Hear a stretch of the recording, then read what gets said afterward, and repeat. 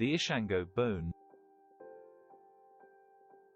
If our species arose in Africa, it seems reasonable to look there, rather than in Eurasia, for the oldest traces of mathematical thought.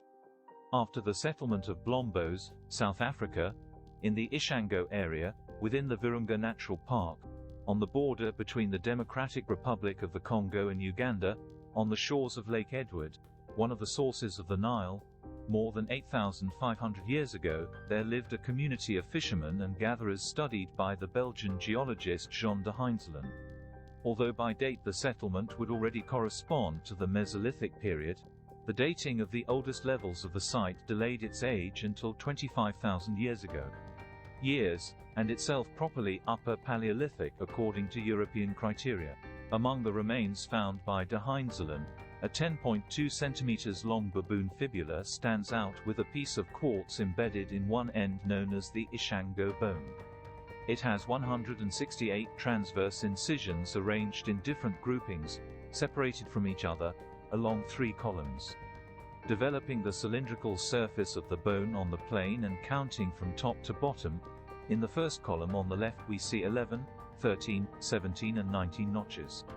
3, 6, 4, 8, 10, 5, 5 and 7 marks appear in the central column.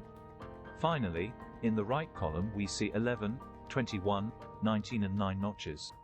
The latter, according to de Heinzelin, would provide indications of the use of a base 10 numbering system, since the groupings of strokes are 11 equals 10 plus 1, 21 equals 20 plus 1, 19 equals 20 to 1, and 9 equals 10 to 1.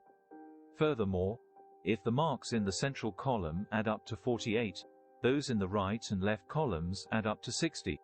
And in the latter we find quantities of notches that correspond to the 4 prime numbers between 10 and 20, 11, 13, 17 and 19.